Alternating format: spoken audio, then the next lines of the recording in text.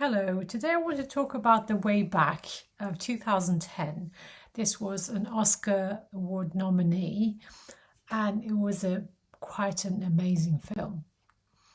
To start with some character building, of course, this is about prisoners in the Gulag, so prisoners of the Soviet Union, so whoever, I guess, opposed the communist regime.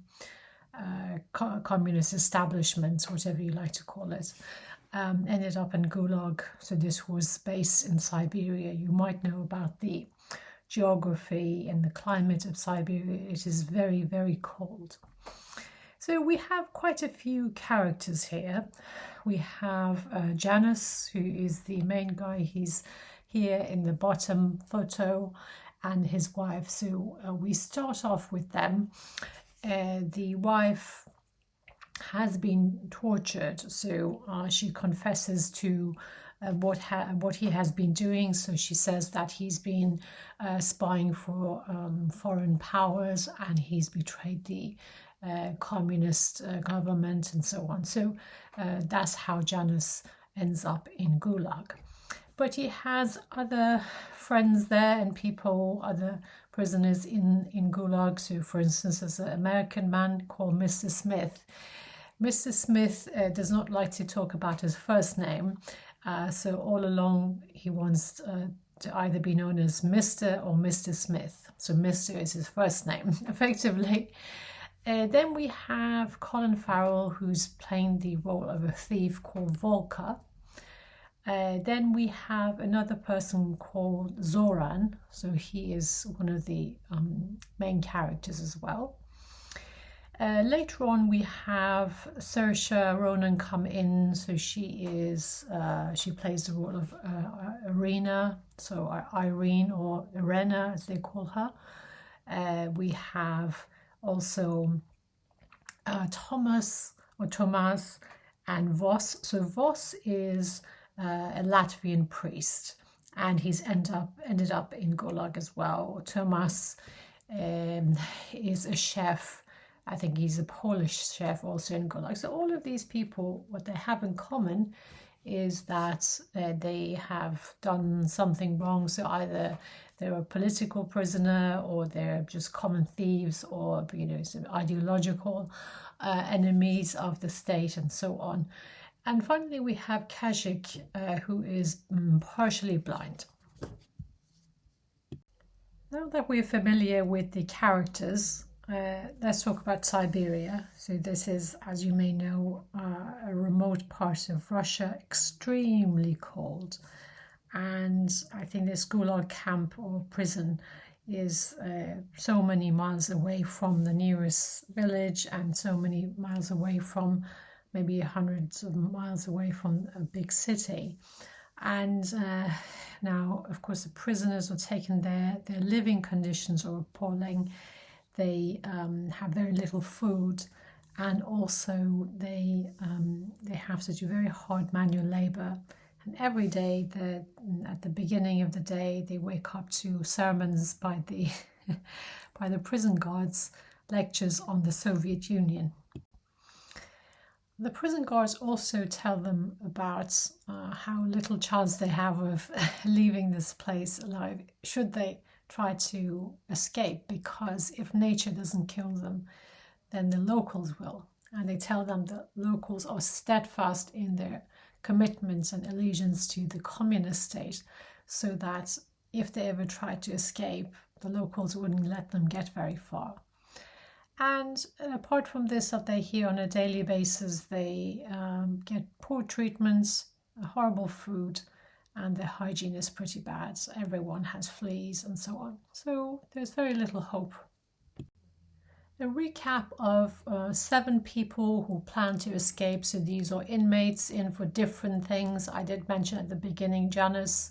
He has obtained a 20-year prison sentence for spying against the state. Then there is the Polish chef called Thomas.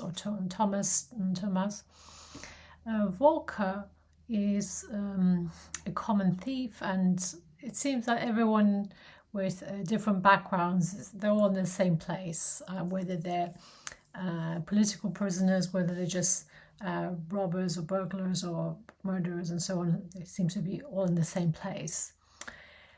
And then we have Zoran. So he just seems to be present throughout the movie. He doesn't really have a major role, but he's there. Then we have an American person.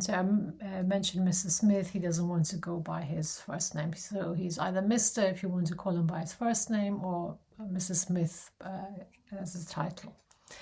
Now, apart from that, then we have Vos, who's a Latvian priest, and we have a blind man called Kozak. Now, he's partially blind, and I'll tell you a little bit more about him soon. The advice is to leave during autumn, so when they leave footprints in the snow, then that can be concealed if it's snowing. But then that means that it's going to be a lot colder. Anyway, they plan this for a long time, and every day they're keeping a little bit of their ration. From the amazing food that they get, they keep a little bit every time.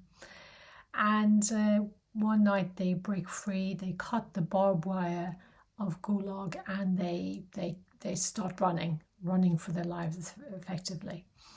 Now, in a few minutes, then the prison guards do figure out that a group of inmates have escaped, and they sound the alarm and the sirens, and they send the dogs after them. Our group of 7 people run as fast as they can, and of course it's terrible weather, it's snowing, and they go probably about a couple of miles, maybe 6 or 7 miles, and they reach the nearest village. Then we get to sort of early morning next day. The group are again 7 that I mentioned, and they have walked about 10 kilometers, maybe about 6-7 miles overnight. So they run because, of course, the prison guards and their dogs were chasing them. Now, there's a relative distance between the prison Gulag and where they are, but they definitely are not out of the woods, because they can be traced very easily, and they're not very far away from danger. Now, I did mention during their planning for this escape, they had collected and sort of put away a lot of their food rations, so bread and different things that could keep. Of course, they couldn't keep any of that rotten soup because it was it's a liquid.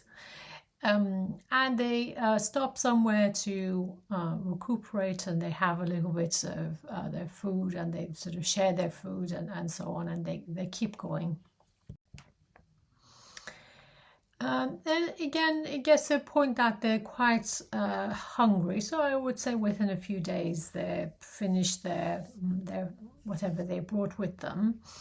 And they think of foraging, so maybe there's something on the trees like this, maybe fruit on the trees, but maybe not, because it's sort of autumn, winter time.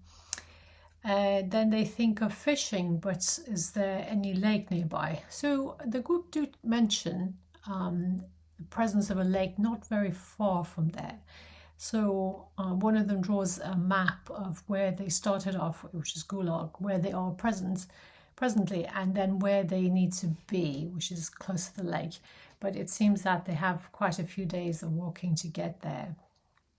So one night they light a little fire, but then the blind man was for some reason a little bit far away from the fire. So everyone slept close to the fire and stayed alive.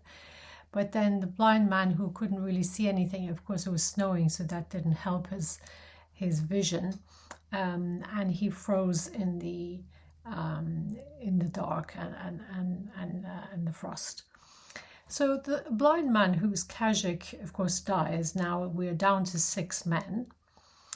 Now, the most vulgar person in this group is Volker. So Volker, Colin Farrell, he says, well, there's one less mouth to feed, referring to Kajik the blind man, and everyone gives him a very disgusting look of, you need to shut up.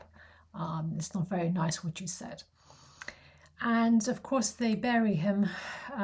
They're nice enough people to not just leave his body be and be eaten by wild animals, so they do bury him.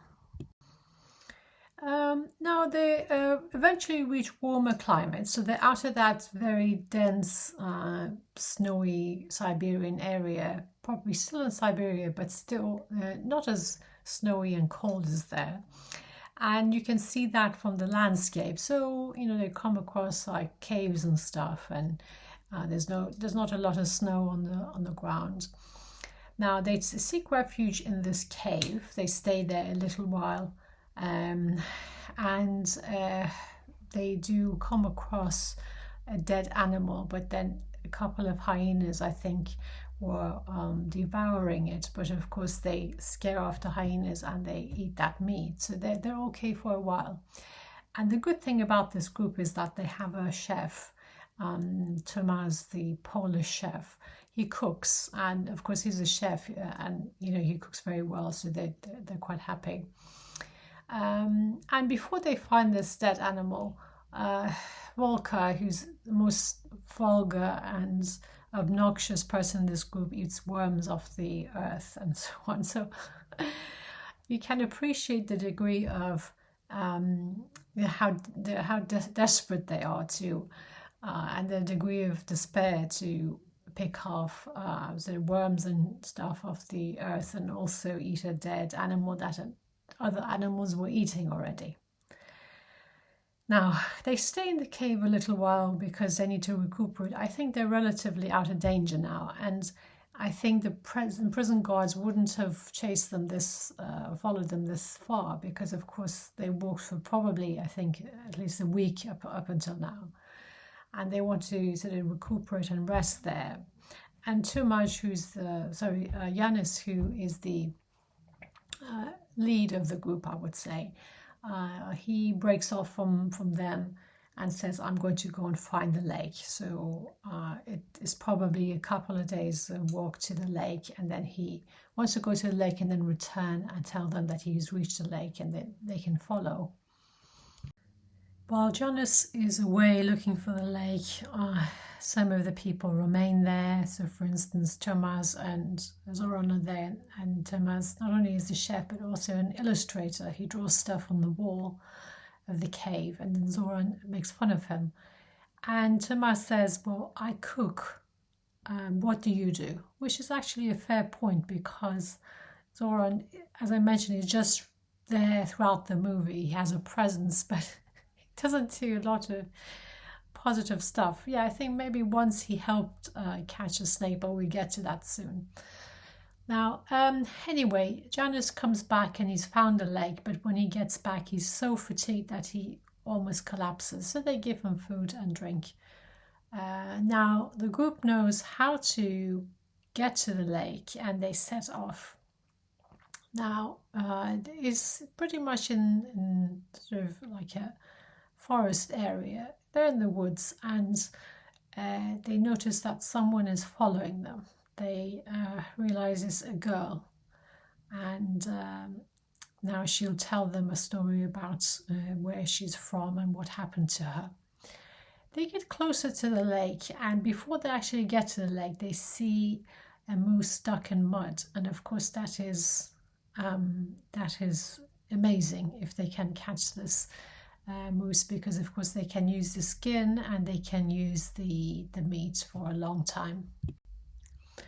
Now they reach the lake, and of course they've got the moose as well. In the lake they're able to bathe, they're able to wash their clothes and swim, and also Irena provisionally is staying with them, and she washes her hair and her clothes and so on. Now they talk a little bit to her. She first says that her parents were murdered by the Russians and she was sent to an orphanage, but she did mention that she was in Warsaw.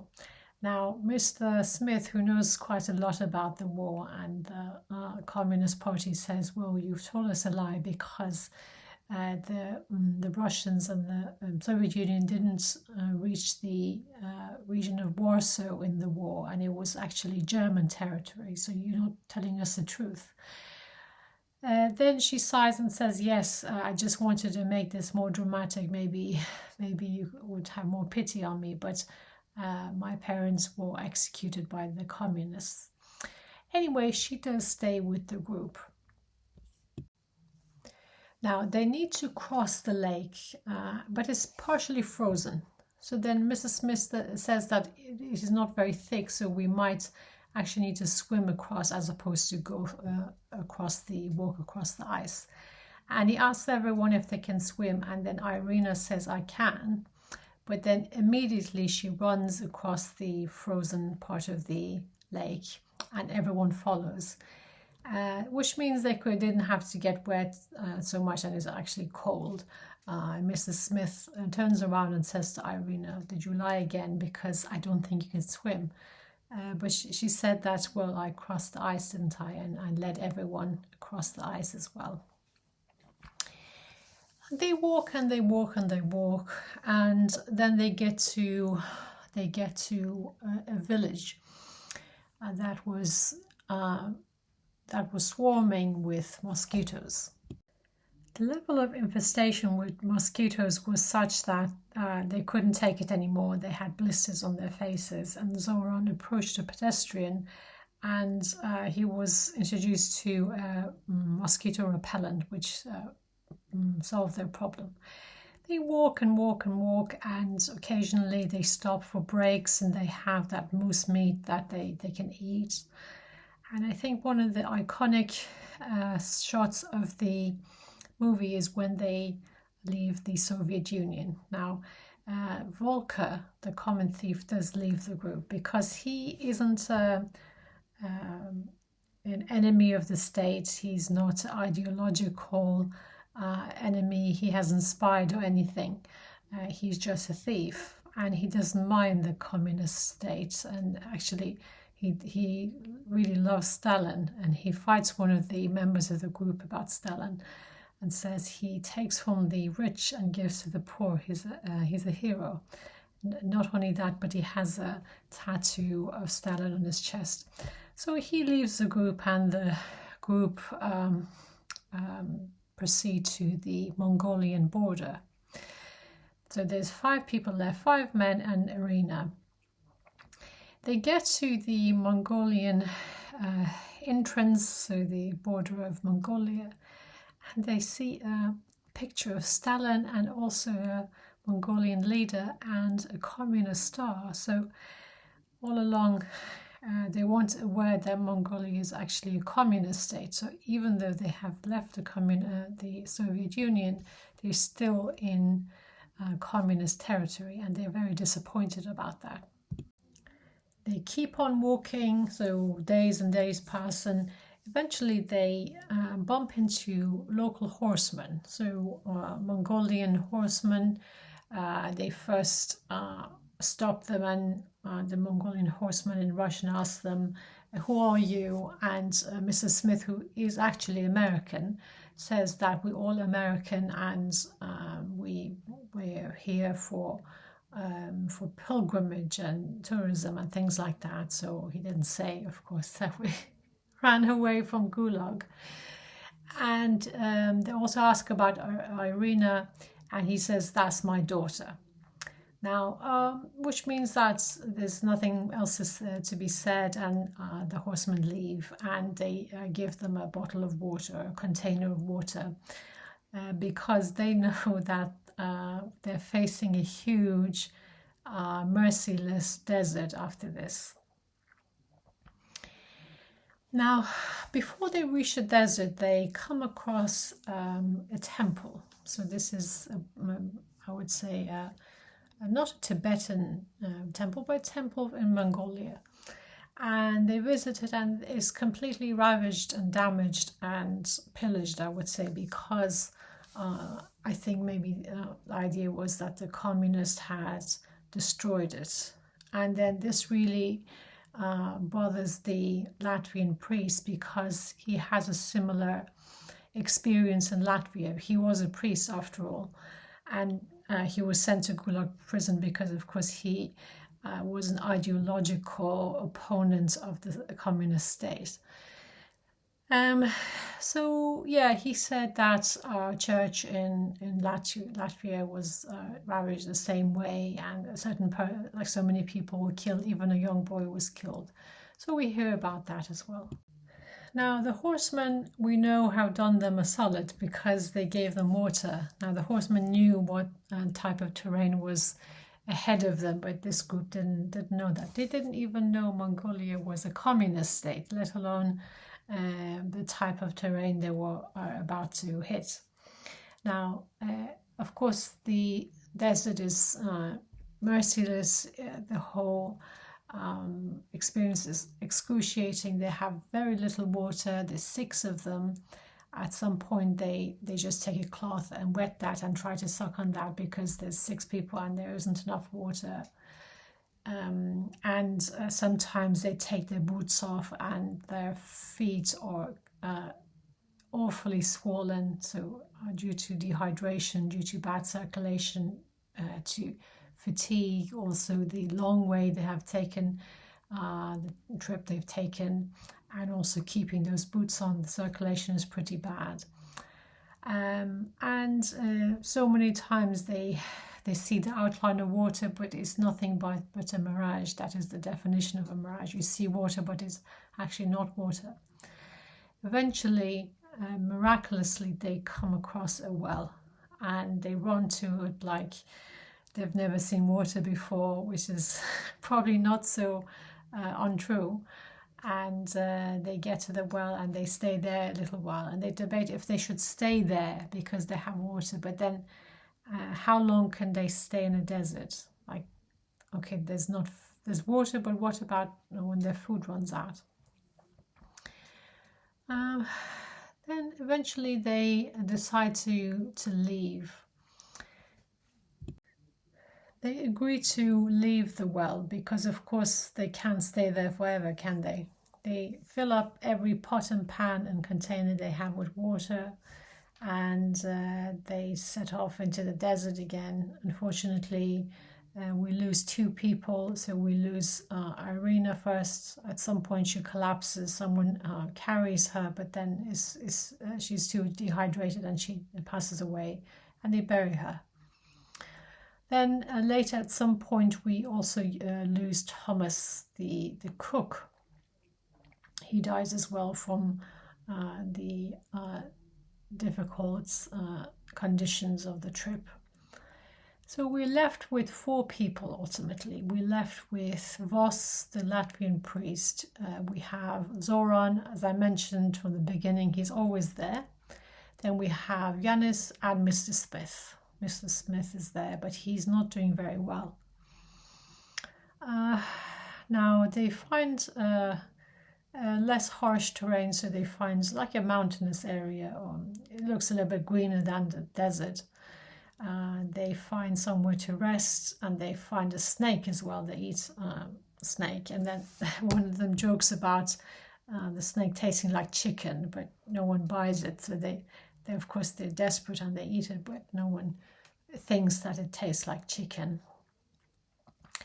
They continue on their path, and eventually they reach water. And when they reach this stream, you see them just lying in the water, closing their eyes and just thinking about what an amazing thing it is to be in this water, after, of course, traversing a huge desert in Mongolia. They are now in Tibet, and they come across a village. The villagers are very nice and they give them shelter for a few days. And Mr. Smith, who wasn't doing very well, is sort of feeling a lot better now. And I think at this point he breaks away from the group because he can't walk anymore. The rest of the group, who are now Zoran, Janis and Voss, which are effectively the core of the group remaining, they decide to pass the Himalayas and go to India. Now, the three men remaining, Zoran, Vas, and Janus, pass the Himalayan mountains and cross into India, and it's such a moment of triumph for the viewer to see them land in India. Very green. It's a tea farm field, and a group of the villagers come and chat with them, and also a policeman arrives and asks for their papers, and they laugh and say, we don't have any. It doesn't seem to be a problem for the policeman. He said, well, just come with me. Then the audience is taken through very important historical events between the end of the World War II and the fall of the Berlin Wall and fall of communism. And eventually Janus can go home to his wife. His wife, of course, under torture and torment, did rat him out, but of course she didn't want to do that. And finally, at the end of the movie, they were reunited. It was a great movie. I hope you like it.